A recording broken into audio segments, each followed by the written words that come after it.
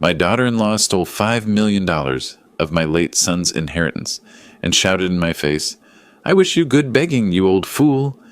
She thought I was a helpless pensioner, but I called my lawyer, canceled her luxury villa, sold her Mercedes, and ruined her life forever.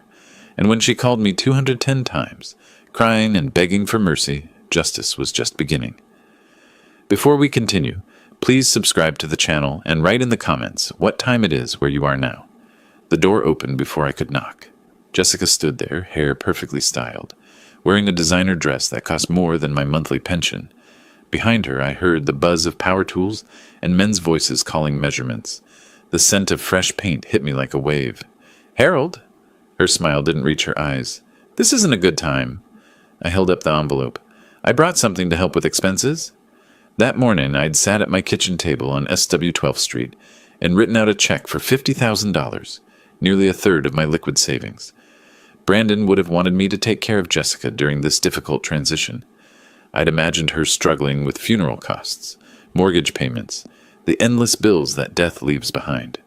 The drive through Little Havana toward Coral Gables had taken 25 minutes, time I spent rehearsing words of comfort that now felt useless against her impatient stance.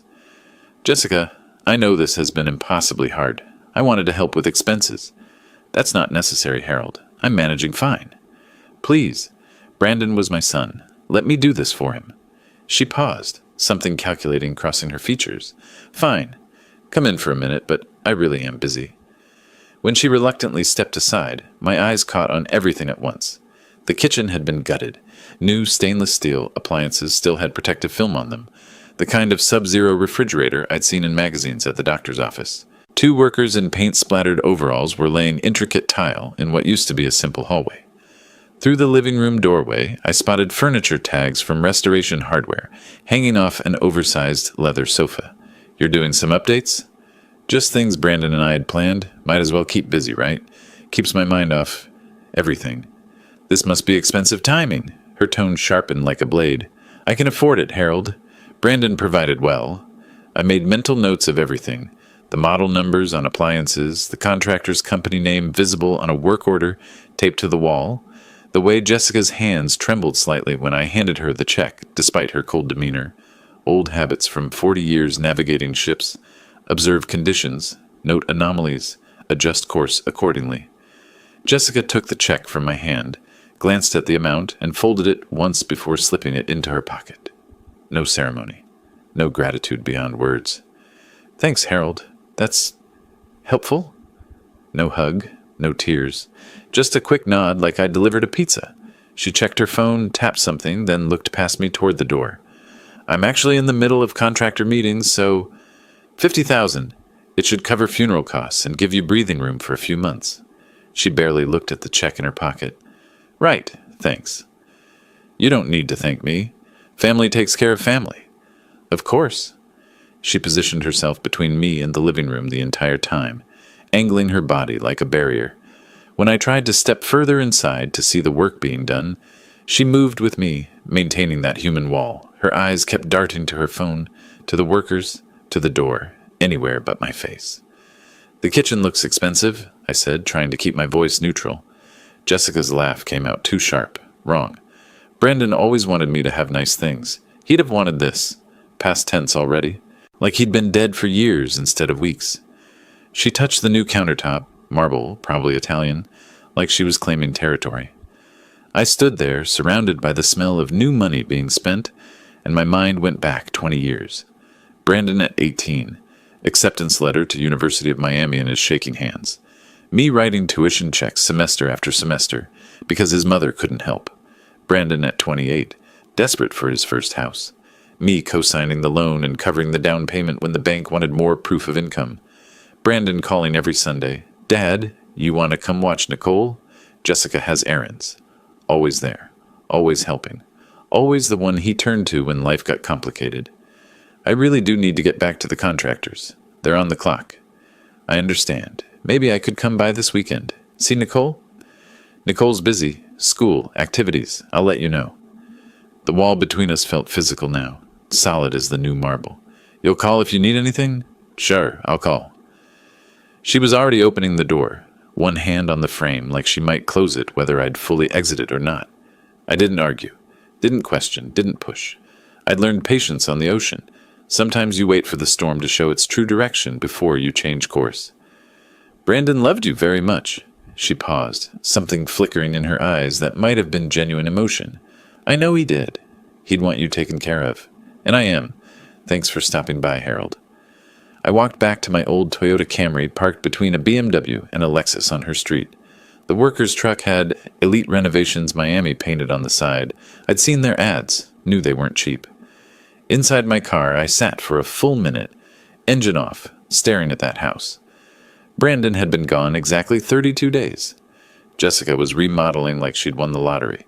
Something fundamental was wrong with this picture, but I couldn't see the whole frame yet. I pulled out my phone and typed notes into the memo app. Sub-Zero fridge, $12,000 minimum. Restoration hardware sofa, $8,000 plus. Italian tile, $50 per square foot installed. Elite Renovations, high-end contractor, probably $100,000 project minimum. My $50,000 suddenly felt like a drop in an ocean I didn't understand yet.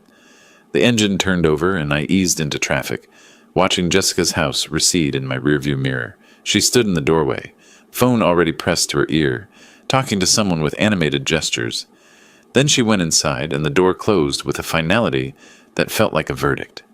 The envelope from Wells Fargo sat on my kitchen table like a coiled snake.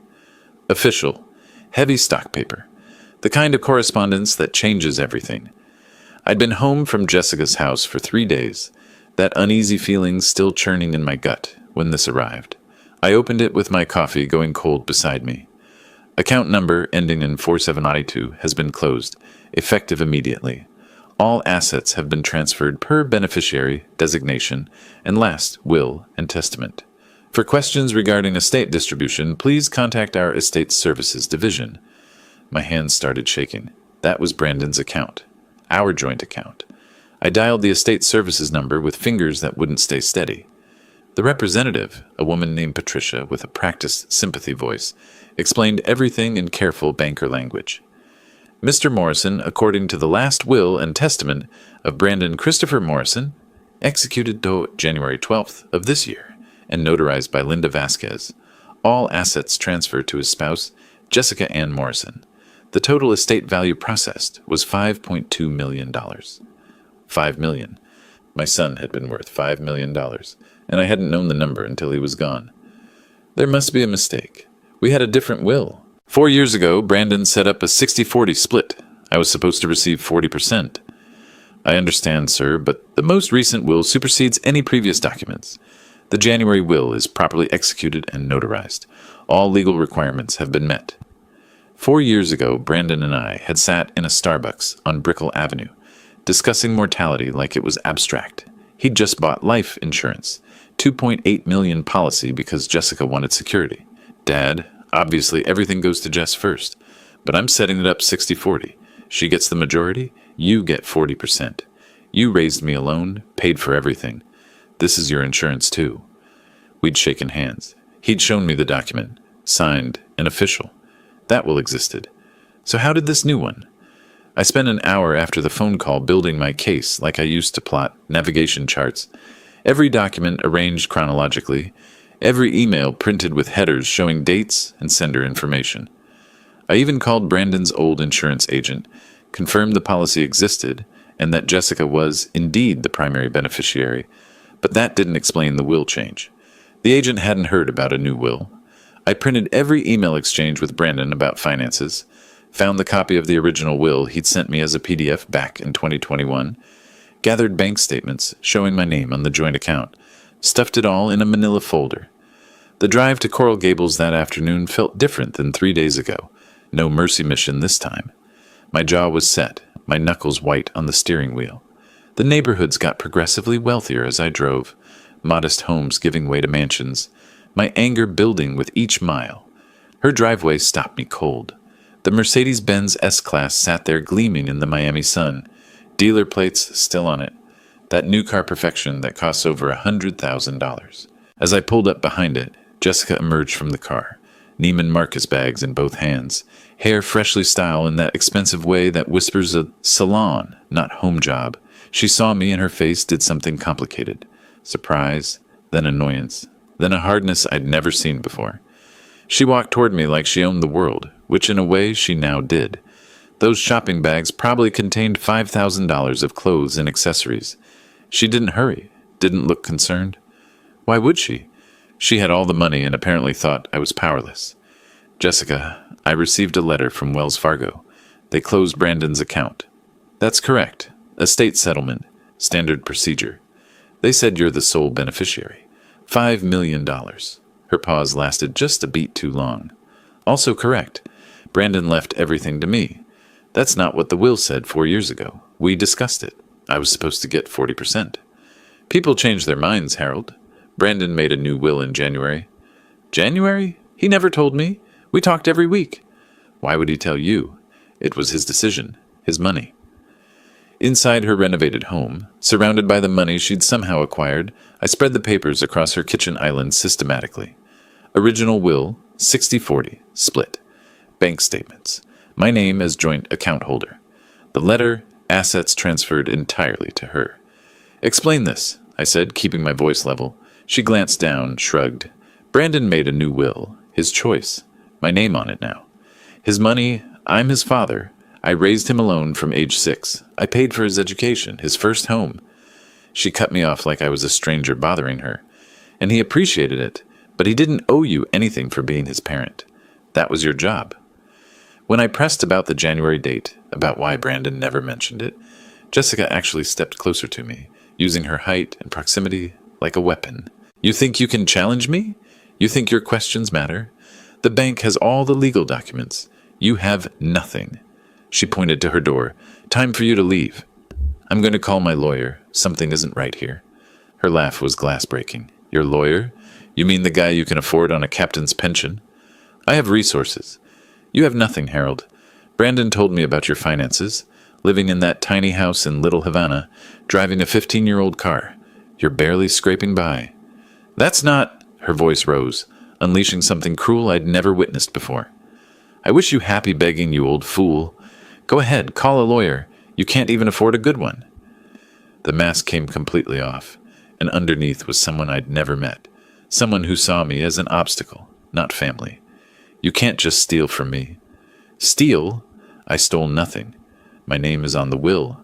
My name is on the bank accounts now. My name is on the title of this house. Everything is legal. Brandon wouldn't have done this.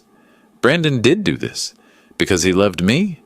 Because I was with him for 12 years, not you. You were just the old man who showed up for holidays. That's not true. She moved toward me, hands gesturing dismissal. Get out of my house. I stood my ground. This isn't over. Oh, it's over. You lost.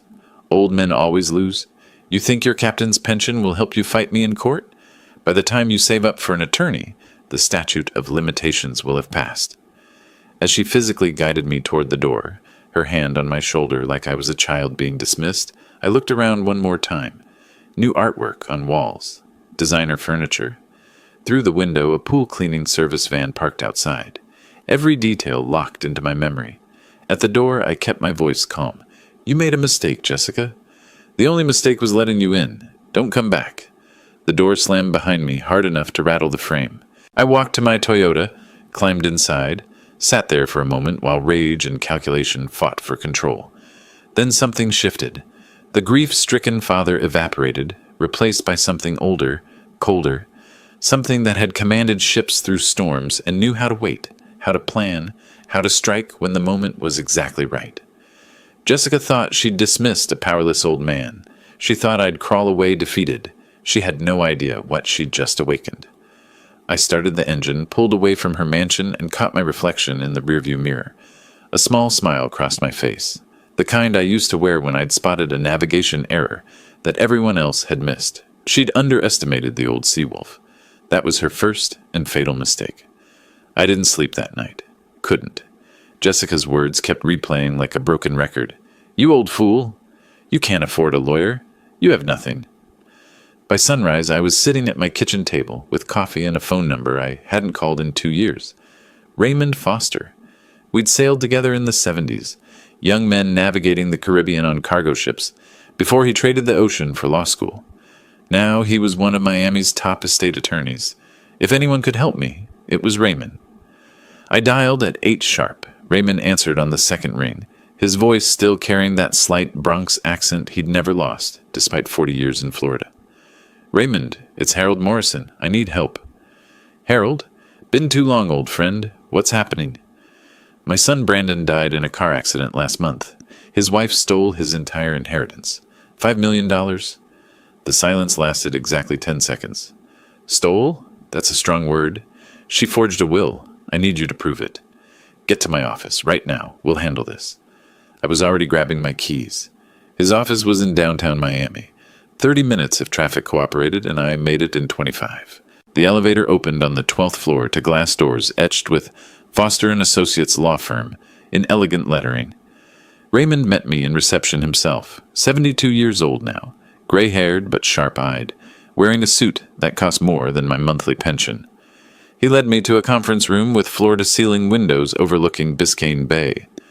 I spread both wills across the mahogany table, the original from 2021 that Brandon had sent me, and the bank's copy of the alleged new will. Walk me through the timeline. When did Brandon create the original will? 4 years ago, 2021. We discussed it at length, 60% to Jessica, 40% to me. And this new will claims he changed it to 100% for her? Supposedly in January, but Brandon never mentioned it. We talked every week. Raymond pulled reading glasses from his pocket and examined both documents with the intensity of a surgeon. His finger stopped on a name. Linda Vasquez, Notary Public. He pulled his laptop closer, typed rapidly into what looked like a Florida state database. His eyebrows went up. Harold, this woman lost her notary license on December 18th, 2024. Revoked permanently for falsifying documents on 2 separate real estate transactions. He turned the screen toward me. Official state record. Revocation date clear as day. The will in front of us is dated January 12th, 2025, nearly a month after she lost the right to notarize anything. How is this possible? How did the bank accept an invalid will? Banks verify notary signatures, but they don't always check active license status in real time. They assume good faith. Jessica exploited that gap. So we can prove this is fraudulent? Raymond leaned back, fingers steepled like he was addressing a jury. Absolutely. Florida probate fraud statutes are explicit. Forging a will is a third-degree felony, punishable by up to 5 years in prison and $10,000 fine. This isn't a civil dispute about who gets what. This is criminal fraud. Your daughter-in-law didn't just take money that wasn't hers. She committed a crime. He paused, studying me. And if we can prove she knew the notary was invalid, which I suspect we can, the penalties get much worse. Sitting there in that expensive office, looking at proof that my son's last wishes had been violated, something broke loose in my chest. The tears came before I could stop them. Memories hit like waves. Brandon at 6, after his mother left, asking if I still loved him. Brandon at 16 on a fishing boat in the Keys, telling me about his first crush. Brandon at 33, a year before he died, hugging me at Nicole's birthday party and whispering, "Dad, you're the best person I know. I want to be like you." Raymond quietly pushed a box of tissues across the table. I took 2, wiped my face, and straightened my shoulders. "Enough," I said, more to myself than to him. "Brandon deserves justice, not my tears. What do we do next?" "We need to prove intent. That means tracking where the money went, who Jessica associates with, whether there are co-conspirators." "How do we do that?" Raymond made a call without asking my permission first. That's how good old friends operate. "Warren Ray Foster, I need financial surveillance on a probate fraud case. Subject is female, 38, Coral Gables resident. Recently came into $5 million. I need spending patterns, associates, anything that shows intent or conspiracy." He listened, nodded. "Client's budget is flexible. This is personal." When he hung up, he looked at me. "Warren Cruz, best private investigator in Miami. His rate is $250 per hour. He's expensive because he's worth it. He'll start today." "I can afford it. I'm taking this case pro bono on the legal side. Old friends don't charge old friends. You just cover the PI costs." I drove back to Little Havana with my mind spinning through possibilities. Albert Hayes lived 3 houses down from me. A widower like me spent most mornings on his porch with the newspaper and Cuban coffee. I'd known him 15 years, but only as a friendly neighbor who sometimes borrowed my hedge trimmer. Today I needed to know him better. I walked down the sidewalk and up his steps. He looked up from the Miami Herald, surprised. "Harold? You look like you've been through it. Coffee?" We sat on his porch while I explained everything. Brandon's death, the inheritance, Jessica's fraud. Albert listened without interrupting, but his expression changed when I mentioned the $5 million. "You're telling me she received $5 million in estate assets?" "According to the bank, yes. Life insurance, savings, investments." "And she's already spent how much?" "Hundreds of thousands, maybe $1 million. Renovations, car, furniture, shopping." Albert set down his coffee cup carefully. "Harold, I worked for the IRS for 30 years. Estate tax is 40% on anything over the federal exemption. If she received $5 million, she owes $2 million in taxes. Filing deadline was probably 9 months after death. Did she file?" I had no idea. Albert smiled grimly. "I'm betting she didn't. Want me to check?" "You can do that. I still have access to certain databases. Professional courtesy for retired agents. Give me a few days." "Harold, she's committing tax fraud on top of will fraud. Federal estate tax is 40%. She owes $2 million to the IRS, and I guarantee she hasn't filed. She probably doesn't even know she's supposed to." "What happens when the IRS finds out?" His grin turned predatory. "They'll eat her alive. Liens, penalties, criminal referral if it's bad enough. The IRS doesn't forgive, and they never forget." I sat there on Albert's porch, watching the street, feeling something I hadn't felt since Jessica's door slammed in my face. Not alone. Raymond on the legal front, Warren on surveillance, Albert on taxes. The team was assembling. Jessica thought she'd dismissed a powerless old man. She had no idea what was coming. 2 weeks of waiting felt like 2 years. I kept myself busy, walked the neighborhood more than usual, reorganized my garage twice, cooked elaborate meals I barely tasted. Raymond checked in every few days. "Warren's working. Be patient." Albert pulled tax records and muttered about missing forms. Then, on a Thursday afternoon, my phone rang. "Warren Cruz. Mr. Morrison, I have results. You're going to want to see these in person." I drove to his office in Coconut Grove within the hour. Warren Cruz operated out of a small office above a coffee shop, the kind of place you'd walk past without noticing. Inside, the space was organized chaos. Filing cabinets, computer monitors, camera equipment on every surface. Warren himself was 50-something, compact and precise, with the watchful eyes of someone who'd spent a career observing people who didn't want to be observed. He spread photographs across his desk like a poker player revealing a winning hand.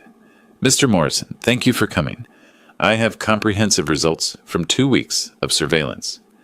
"You said I'd want to see this in person. That sounds ominous." "Ominous for your daughter-in-law. Helpful for you. She's been remarkably careless." "Show me everything." "Let's start with the spending. Then we'll get to the really interesting parts." Warren had receipts, credit card statements, surveillance photos with timestamps. Jessica at Bal Harbor shops on 3 separate occasions in 1 week, emerging with shopping bags from Gucci, Prada, Chanel. Total damage, $47,000. Dinner at Zuma with a male companion. Not dinner for 2, but dinner for 6. Premium sake, Wagyu beef, the works. $23,000 for 1 meal. "She's burning through money like it's paper," Warren said flatly. "At this rate, the $5 million will be gone in 2 years." The male companion appeared in multiple photos. Warren tapped one image, Jessica and a tall, well-dressed man outside a restaurant, his hand on her lower back. Another photo, the 2 of them kissing in the parking lot of Matheson Hammock Park. "Who is this man in all these photos with Jessica?" "Derek Campbell, age 40, realtor, Fisher Island Realty, specializes in luxury properties." "They're clearly involved, romantically." "Yes, and it predates your son's death. I found social media evidence of them together 8 months ago. They were careful, but not careful enough." The words hit like a physical blow. "She was cheating on Brandon while he was alive?" "I believe so. And Derek was a witness on the fraudulent will. This isn't coincidence." Warren pulled another document, this one showing the deed to Jessica's renovated house. Not in her name. An LLC, Sunset Paradise Holdings. Why create an LLC? Why not just buy the house in her name? 2 reasons. First, it obscures the money trail, makes it harder to prove the funds came from the estate. Second, LLC ownership provides liability, protection, and can reduce property taxes. It's actually smart, from a criminal perspective. Derek set this up? Derek is the registered agent. He has experience with real estate transactions. He knew exactly what he was doing. Warren had dug deeper than just spending patterns. The LLC was created 2 weeks after Brandon's death. The villa, I couldn't call it a house anymore, was purchased for $2.3 million, with a mortgage of $1.4 million. The down payment of $900,000 came from estate funds, but because it went through the LLC first, it was harder to trace. Classic money laundering structure, Warren said. Derek knows what he's doing, or thinks he does. Then came the truly spectacular part. Warren showed me Jessica's liabilities. Casino records from Seminole Hard Rock. I didn't ask how he got them. Didn't want to know. Showing Jessica down $180,000 over the past 18 months. Credit card statements totaling $95,000 in debt across 3 major cards, all maxed out, all past due. And then the loan shark documentation. $65,000 in private loans from individuals in Hialeah, the kind of people who don't send polite reminder notices. She's not just greedy, I said slowly. She's desperate. Drowning in debt. Brandon's death was her life raft, or so she thought. I spent 2 hours in Warren's office going through every photograph, every receipt, every document.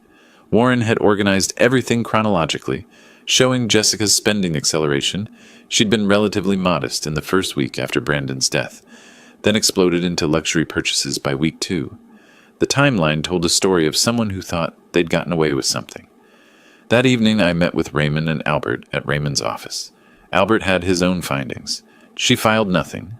No federal estate tax return, no Florida estate tax return, no gift tax declarations on the LLC transfer. She owes the IRS approximately $2 million, and they don't even know she exists yet. Albert smiled like a predator. But they will. Raymond, when he saw all Warren's evidence, immediately started constructing a conspiracy timeline on his office whiteboard. Brandon's death in March, Jessica's immediate contact with Derek, the LLC formation, the fraudulent will signing with Derek as witness, the money transfers, the villa purchase. This isn't opportunistic fraud, Raymond said, marker in hand. This is premeditated. Derek helped her from day one. They planned this together. Warren's evidence is solid. We have proof of fraud, proof of conspiracy, proof of tax evasion. The IRS angle alone could destroy her. $2 million in unpaid taxes, plus penalties and interest. She'll never recover financially. What's our first move? Raymond capped his marker. We file in probate court to set aside the fraudulent will. Simultaneously, we submit criminal complaints for forgery and fraud. And Albert, you'll notify the IRS? Already drafted the letter. I'll send it anonymously, but with enough detail that they'll investigate immediately. Sitting in Raymond's office that evening, looking at the whiteboard covered with evidence of betrayal, I felt something shift inside me. Not anger anymore, colder than that. Calculation. Jessica's greed had made her stupid. Derek's incompetence had left a trail a blind person could follow. They'd committed multiple felonies, evaded taxes, and documented their crimes with credit card receipts and social media posts. Harold, this is going to get ugly. Jessica will fight back. Are you prepared for that? She called me an old fool, said I couldn't afford a lawyer, said I'd die begging. And now? Now she's about to learn that old doesn't mean powerless. She and Derek made every mistake possible. Their greed made them sloppy. Their arrogance made them careless. Albert nodded. They walked into a trap they built themselves.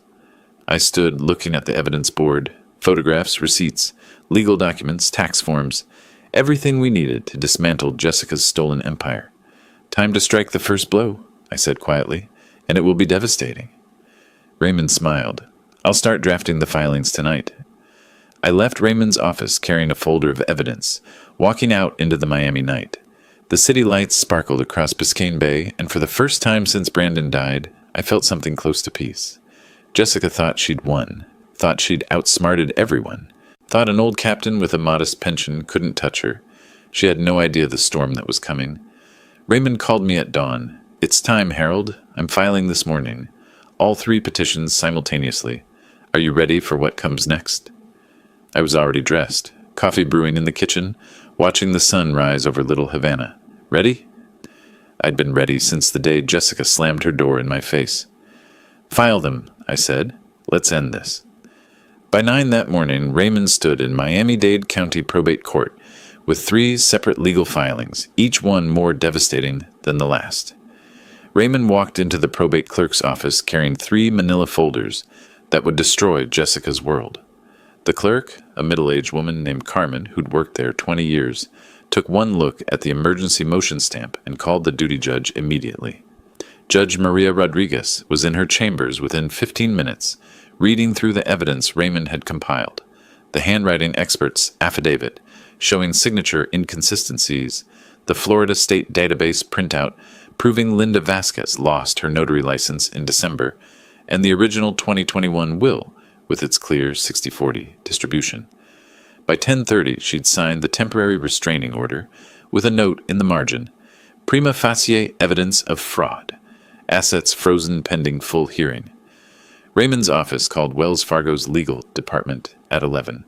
By noon, every account connected to Brandon Morrison's estate was flagged in the system. Jessica's checking account, savings account, the money market account where she'd parked $2.7 million, all showed the same status, frozen by court order. The bank's automated system sent her an email notification, but Jessica didn't see it. She was still asleep, having stayed up late the night before shopping online, a glass of Prosecco on her nightstand going flat in the morning light. The next morning, the Miami-Dade sheriff's deputy arrived at Jessica's villa at exactly 6:47, the earliest time allowed for civil service. He rang the doorbell 3 times before Jessica appeared, bleary-eyed, wearing a silk bathrobe that cost $800, her hair messy, makeup smeared. "Jessica Morrison, I have court documents for you." He handed her the thick envelope and had her sign for receipt. She stood there on her marble-floored foyer, barefoot, reading the first page, petition to set aside fraudulent will. Her hands started shaking. By the 3rd page, criminal complaint for forgery, she was sitting on the floor, papers scattered around her, her breath coming in short gasps. Her first call was to Derek. "They know. Harold's lawyer filed against me. They're calling it fraud. Your name is in here as a witness." Derek's voice on the other end was panicked, higher pitched than usual. "What? How did they... Does it mention the LLC? Does it mention me specifically?" He wasn't asking how to help her. He was asking how much trouble he was in. Her 2nd through 16th calls were to Harold. Everyone went straight to voicemail. She left messages that progressed from confused to angry to desperate. "Harold, what is this? Harold, you can't do this. Harold, please, we need to talk."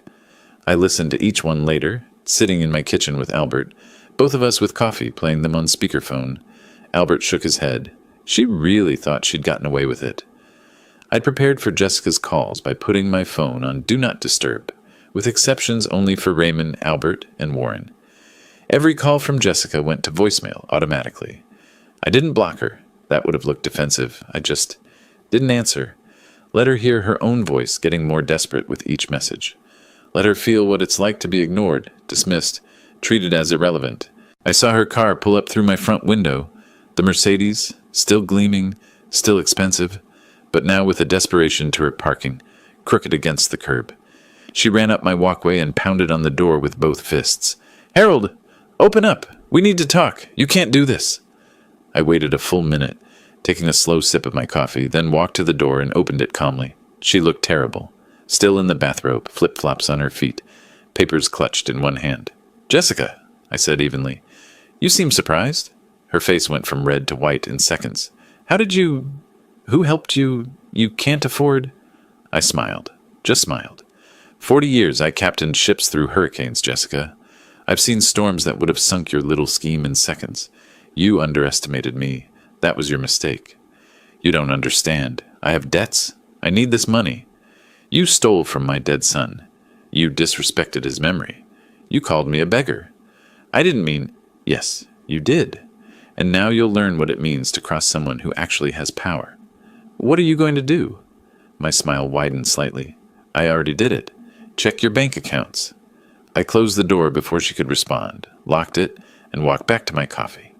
Through the window, I watched her stand on my porch, trembling, before finally stumbling back to her car. Raymond hadn't just filed the petitions. He'd orchestrated them for maximum impact.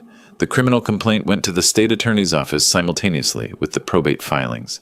He'd also sent courtesy copies to the IRS and Florida Department of Revenue, flagging Jessica's tax issues. By lunch, 5 different government entities knew about Jessica Morrison and her alleged fraud. Raymond had a contact at the Miami Herald, a legal affairs reporter named Sandra, who covered probate and estate cases. He'd given her a tip 3 days earlier. Big estate fraud case coming, $5 million, Coral Gables widow. Sandra had prepared the story in advance, just waiting for the filing. The article appeared online that same afternoon, in print the next morning. Small article, page B7, but damaging. Local woman accused of forging will, stealing 5 Mott's estate. Jessica's full name, her neighborhood, the basics of the allegation. Enough that her neighbors would see it. By evening, Jessica had discovered her bank accounts were frozen when her credit card was declined at a gas station. She'd tried calling Wells Fargo, spent 40 minutes on hold, only to be told accounts under court-ordered freeze, no transactions permitted. She'd tried withdrawing cash from an ATM, declined. She'd logged into her online banking, read alerts across every account. She called Derek again, hysterical now, and he told her he couldn't be seen with her, couldn't help, had to protect himself. She was alone, broke and terrified, all in the span of 12 hours. The next morning, I sat on my porch with Cuban coffee, reading the Herald article while the neighborhood woke up. Albert joined me with his own cup. "That was just the first day," I said quietly, folding the newspaper. "The next 3 weeks would be her financial execution." Albert nodded slowly. "The ship is taking on water. Now we watch it sink." 3 weeks after Raymond filed, I sat in the Miami-Dade County Courthouse for the preliminary hearing. Jessica sat 4 rows ahead of me with her attorney, a young guy in an ill-fitting suit who looked like he'd just passed the bar. Raymond had warned me. She hired Marcus Webb, charges $150 per hour. He's adequate for simple cases. This isn't simple. The judge entered, we rose, and Jessica's financial world ended in 12 minutes. Judge Rodriguez didn't waste time. "Ms. Morrison, you will return $2 million to Mr. Harold Morrison within 60 days, per the terms of the legitimate 2021 will. Failure to comply will result in additional penalties." Jessica's lawyer stood. "Your Honor, my client doesn't have that amount readily available. Then she'll make it available. Sell assets. Liquidate holdings. This court has found the will was fraudulent. We plan to appeal. Appeal all you want. The order stands. $2 million. 60 days. Next case." I watched Jessica's shoulders slump, watched her wipe her eyes with a tissue that was already damp. She'd been crying before we even entered the courtroom. She wore clothes I'd seen before. She was re-wearing outfits. Couldn't afford new ones. Her hair was pulled back in a simple ponytail instead of the salon styling I'd seen 2 months ago. She'd lost weight, and not in a healthy way. Her face was drawn, eyes hollow. This wasn't just financial pressure. This was complete life collapse. After the hearing, Jessica's lawyer laid out the brutal reality in the courthouse hallway. I heard about it later through Warren's continued surveillance. Bank accounts, $427,000 remaining from the original $5 million.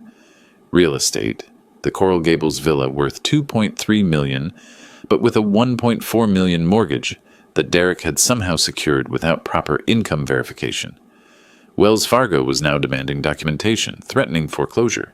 Car, Mercedes S-Class on lease, $2,100 per month, already 2 months behind. Mercedes-Benz Financial Services sending final notices.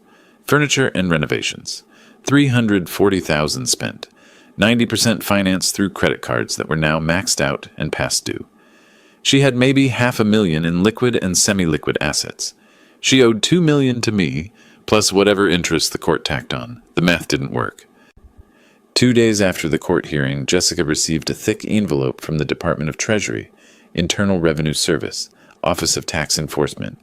The letter was cordial in that terrifying way only the IRS can manage. Our records indicate no estate tax return was filed for the estate of Brandon Christopher Morrison. Federal estate tax owed $2,087,450. Penalties for late filing $156,558.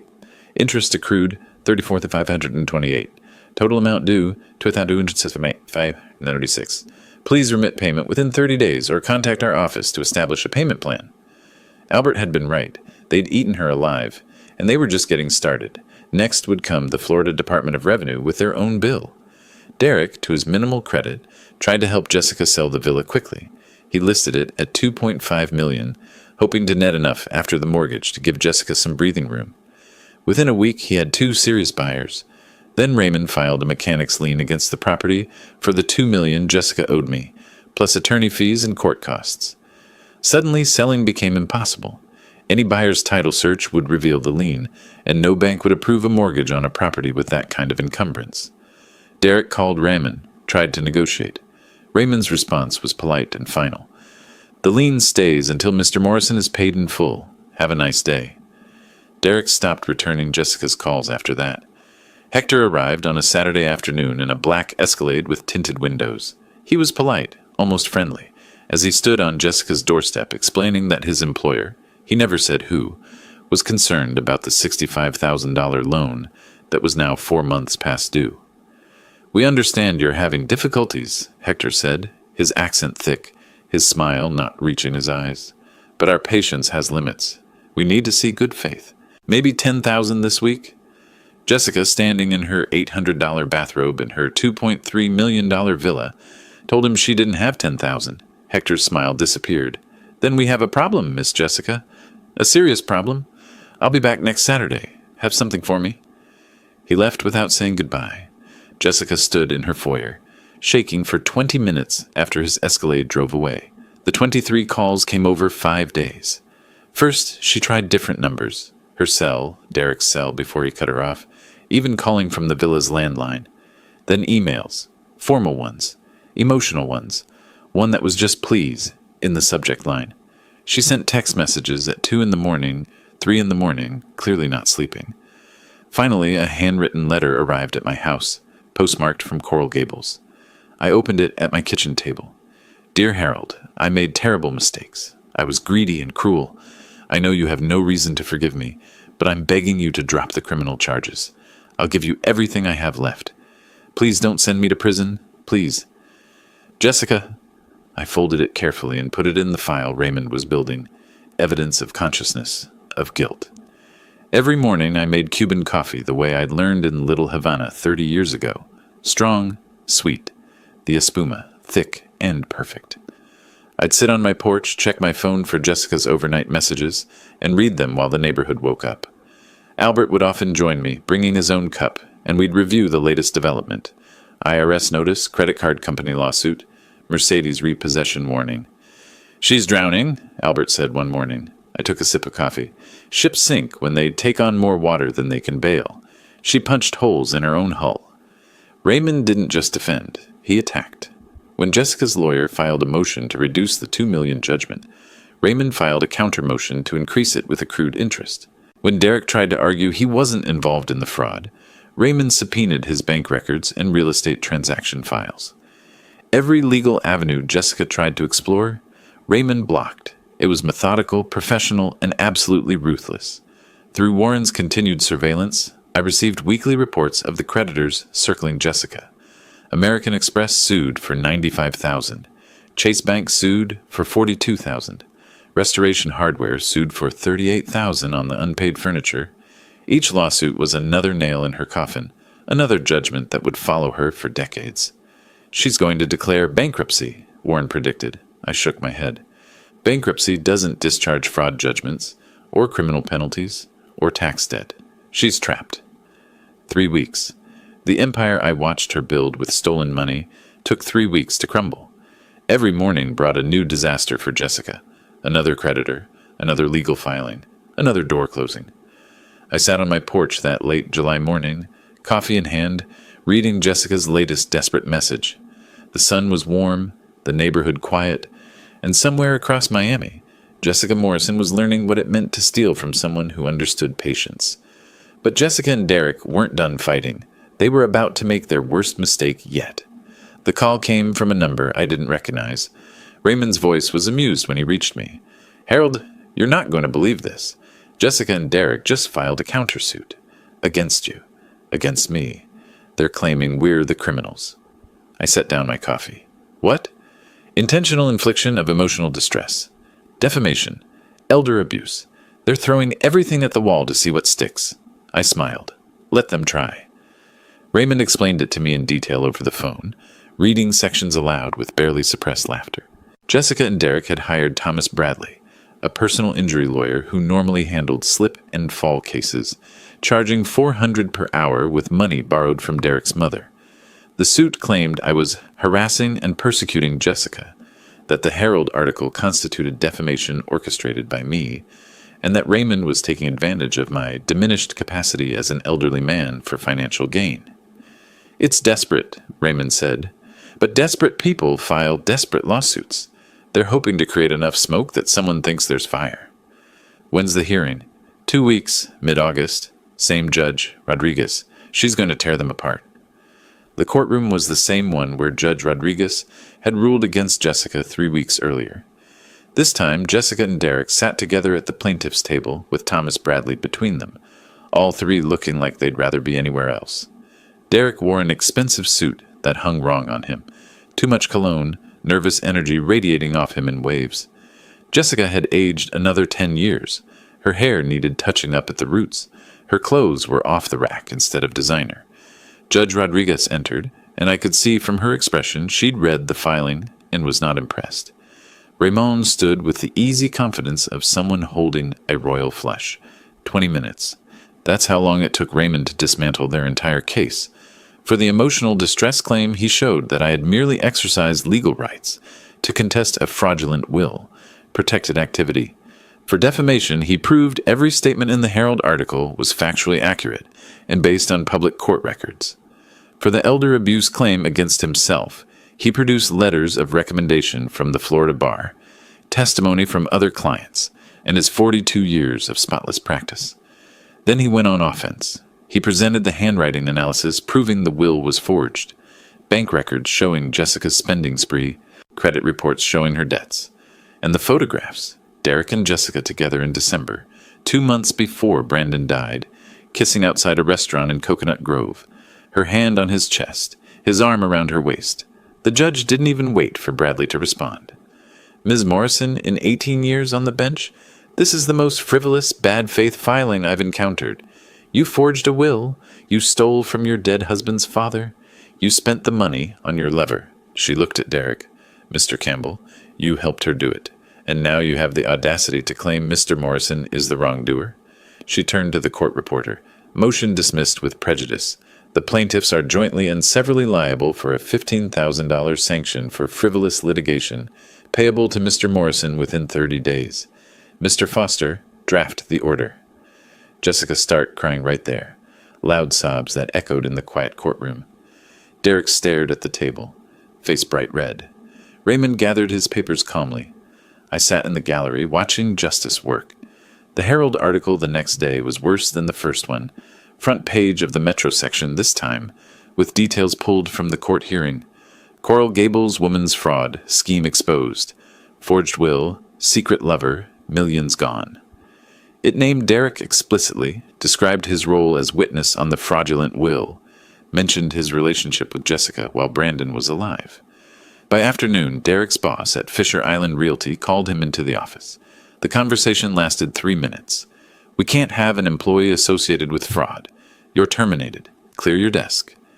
Derek called Jessica immediately, and Warren, still on surveillance, recorded the call. Derek screaming, "This is all your fault. You ruined my life. My career is over. My name is in the paper." Jessica trying to respond. Derek cutting her off. "I'm done with you. Done. Don't call me again." Then silence. He'd blocked her number. She was completely alone. I bought 3 copies of the Herald the next morning, one to keep, one for Raymond, one for Albert. I read the article on my porch with my usual Cuban coffee, marking the best passages with a pen. The photo they'd used was from Jessica's social media, her in designer clothes, smiling at some charity gala from a year ago, the image of wealthy society woman. The contrast with the fraud allegations made it more damning. Raymond had organized everything in labeled folders during the hearing, each claim getting its own binder.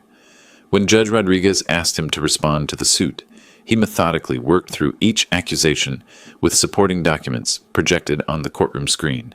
The forged notary seal, enlarged so everyone could see the signature of Linda Vasquez.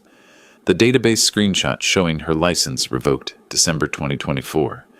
The photographs of Derek and Jessica from December, timestamped and geotagged. The credit card statements showing purchases at jewelry stores, expensive restaurants, boutique hotels. Every piece of evidence was devastating. Jessica's lawyer tried to object twice. Both times the judge waved him off. When Judge Rodriguez announced the dismissal and $15,000 sanction, Jessica's carefully maintained composure shattered. She put her head in her hands and sobbed, not quiet tears but full-body crying that made her shoulders shake. Derek looked straight ahead, jaw clenched, refusing to acknowledge her. Their lawyer, Thomas Bradley, packed his briefcase quickly, clearly wanting to escape. I sat perfectly still, my face neutral, but inside I felt that cold satisfaction of watching checkmate play out. I texted the article link to Raymond the next morning. "Well done." His response came immediately. "She did this to herself. We just documented it." Albert joined me on my porch that afternoon, reading his own copy of the paper. "Justice has long arms," he said quietly. I took a sip of coffee, watching the neighborhood settle into evening. "But it always reaches its target?" Jessica's world ended one piece at a time. First piece, the Mercedes. I wasn't there when it happened, but Warren was. He called me that August morning, trying not to laugh. "Harold, you need to hear this.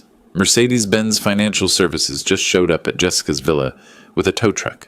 She's outside in her pajamas, screaming at them. Neighbors are watching. Someone's filming on their phone." I pictured it, the expensive car being hooked up, dragged away, Jessica powerless to stop it. "Good," I said. "Let it all fall." Warren sent me photos throughout the morning. Jessica's Mercedes on a flatbed tow truck, Jessica herself in pink pajama pants and an old t-shirt, barefoot on her driveway, arguing with two men in Mercedes-Benz Financial Services uniforms. Behind her, I could see faces in windows, neighbors watching. One photo showed a woman across the street, openly filming with her phone. Jessica's face was red, her hair uncombed, one hand pointing at the men, the other clutching papers that were probably the final repossession notice. The men were professional, calm, unmoved by her protests. Within 20 minutes, the car was gone, leaving an oil stain on her driveway where it used to sit. The house suddenly looked emptier, like it had lost a tooth. 5 days later, the Wells Fargo envelope arrived. Notice of default. Warren got a photo of Jessica opening it on her front porch, her face draining of color as she read. The villa had a mortgage of $1.4 million. She owed me $2 million plus the $15,000 court sanction. The IRS wanted $2.1 million in taxes. Even if she sold the villa for its full $2.3 million value, unlikely in a foreclosure situation, the math was simple and brutal. She'd still be over $1 million in debt. Wells Fargo gave her 90 days to vacate or cure the default. She had $400,000 in liquid assets. It wasn't close to enough. The federal tax lien arrived via certified mail, requiring signature. The IRS didn't mess around. Every asset connected to Jessica Morrison was now encumbered. The villa, obviously, but also the furniture, the jewelry, the artwork, even her clothes, if they were expensive enough. The lien notice explained in careful bureaucratic language that attempting to sell, transfer, or hide any assets would constitute federal tax evasion, a felony carrying up to 5 years in prison. Jessica was trapped. Warren documented the move. Jessica loaded boxes into a U-Haul van she'd rented herself. No movers, no help, just her struggling with furniture in the August heat. The new place was a one-bedroom apartment in Hialeah, a working-class neighborhood northwest of Miami. Rent was $1,400 a month, a fraction of what the villa mortgage had been, but it might as well have been on a different planet. The building was older, paint peeling in places, parking lot cracked and weedy. Her new neighbors were working families, people who lived paycheck to paycheck. Jessica had gone from country club lunches to catching the bus at the corner. Warren's final photo of the moving day showed her sitting on the apartment steps at dusk, alone, face in her hands, surrounded by boxes she still needed to unpack. Through Warren's surveillance, I saw her trying to maintain appearances even as everything crumbled. She'd changed clothes after the repossession before walking to the neighborhood coffee shop, put on makeup, tried to look normal. But the neighbors knew. News traveled fast in Coral Gables. By afternoon, the neighborhood gossip chain had spread the story. Jessica Morrison's car was repossessed. She's broke. The fraud case in the paper was about her. Her former friends from book club, tennis group, charity boards, when she called them, they stopped answering. One woman caught on Warren's camera literally crossed the street to avoid talking to Jessica. Social death in real time. I chose Versailles Restaurant deliberately. Cuban food in Little Havana. The kind of place that felt like home, not pretentious or expensive. Nicole arrived looking so much like Brandon it hurt. Same eyes, same way of moving. She was 35 now, teaching elementary school in Coral Gables, and she hugged me so hard I thought my ribs would crack. We ordered Cuban coffee and croquetas, and she started talking. Grandpa, I need to tell you things about Jessica, about Dad. The story came out in pieces. How Jessica had gradually cut Nicole out of Brandon's life over the past 2 years, claiming I was a bad influence, that Nicole upset Brandon by asking for money, that family visits were stressful. Lies, all lies, designed to isolate Brandon from everyone who really loved him.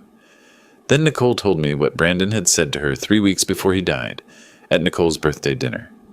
If something ever happens to me, promise you'll make sure Grandpa Harold gets everything he's supposed to. He's the most important person in my life. Make sure he knows that. She cried 3 times during our lunch. First when I hugged her and she smelled my cologne, apparently the same brand Brandon had used. Second, when she talked about Jessica, banning her from visiting her father. Third, when she repeated Brandon's last words about me.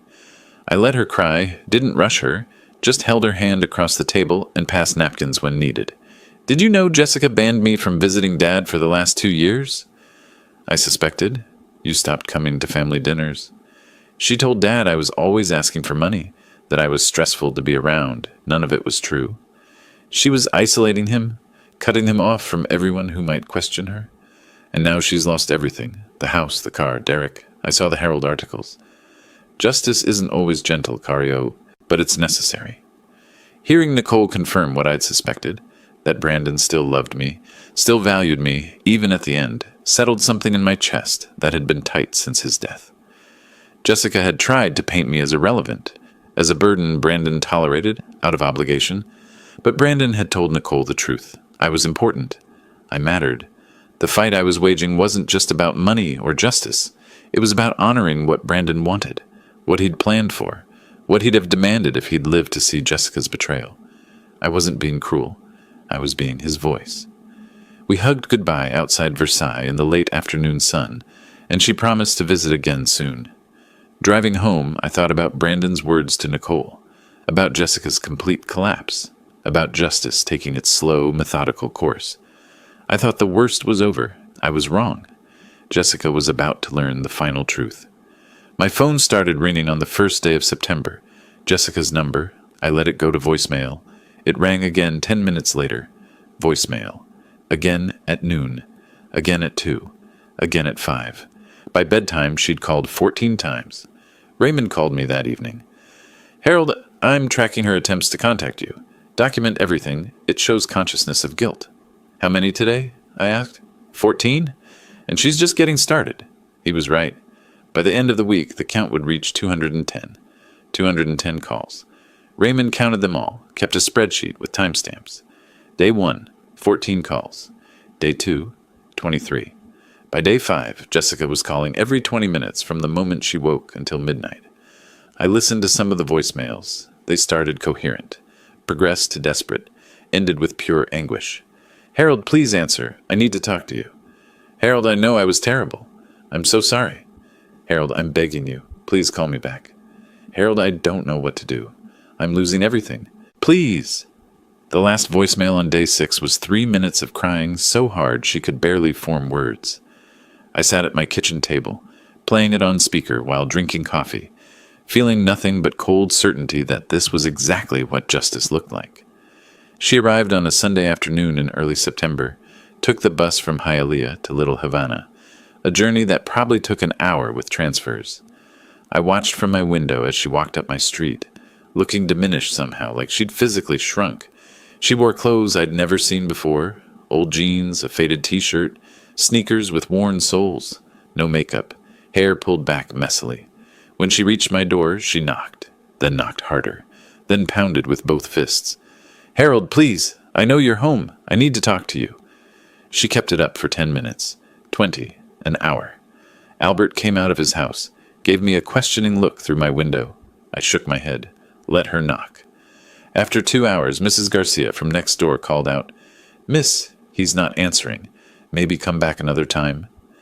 Jessica slid down to sit on my porch steps, head in her hands. That's when I decided to open the door. I looked down at her. She scrambled to her feet. Mascara tracks down her face, even though she wasn't wearing makeup.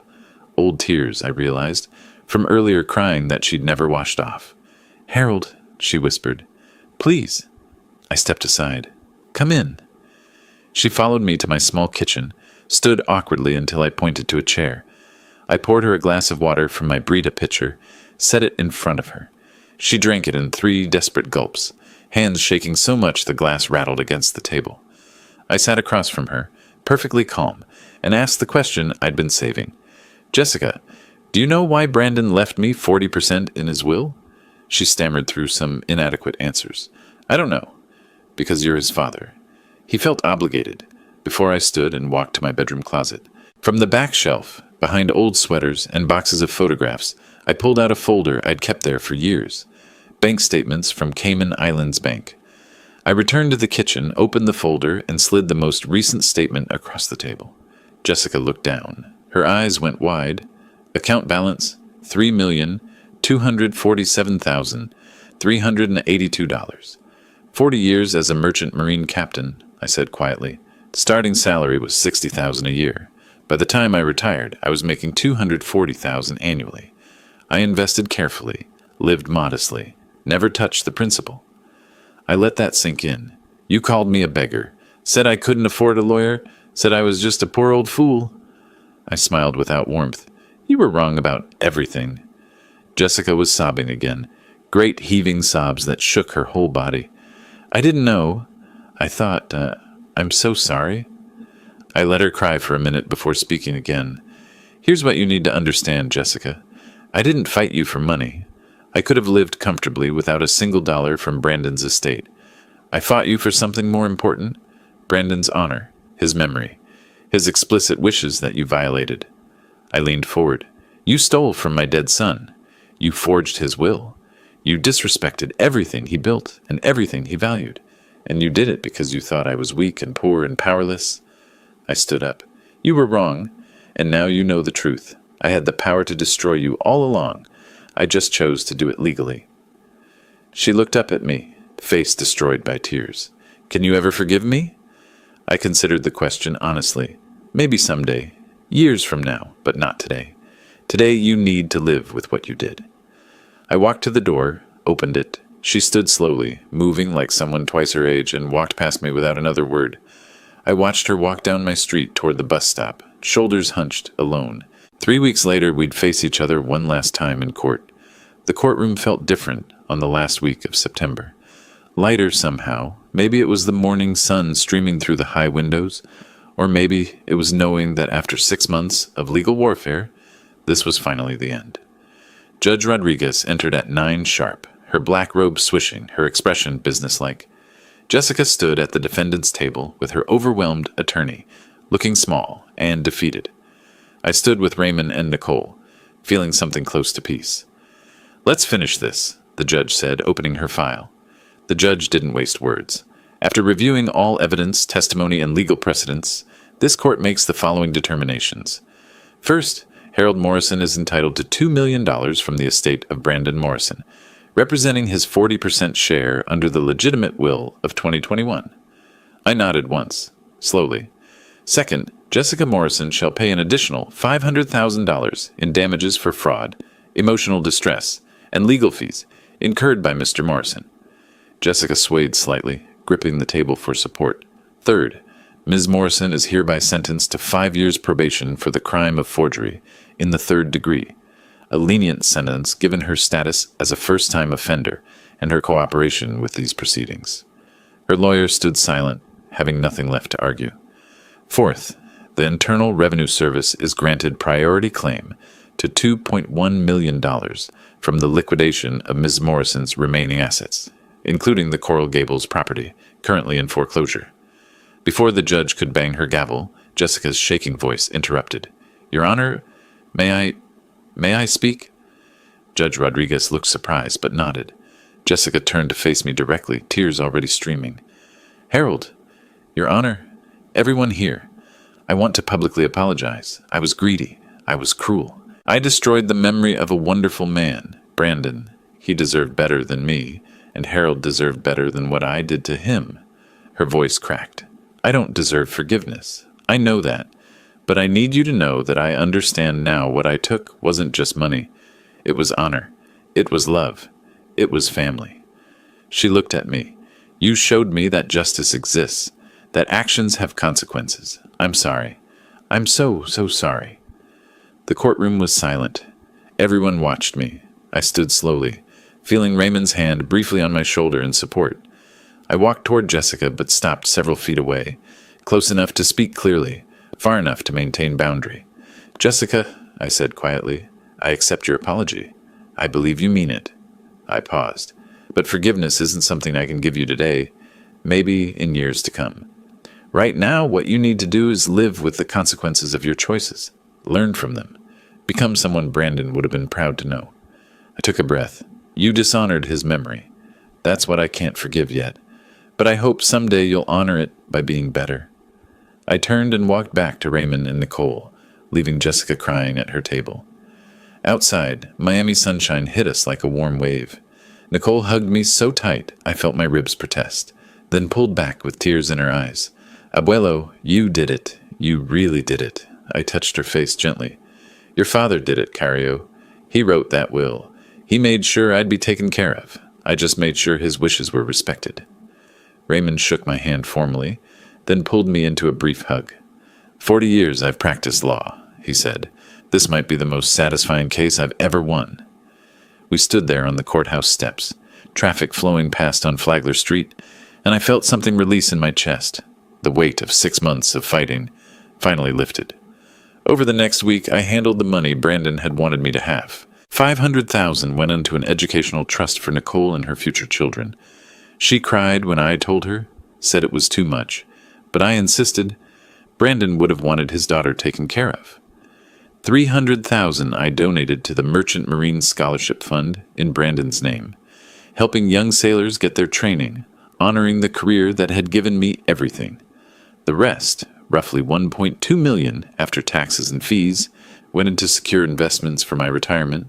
I didn't need luxury. I needed security and peace.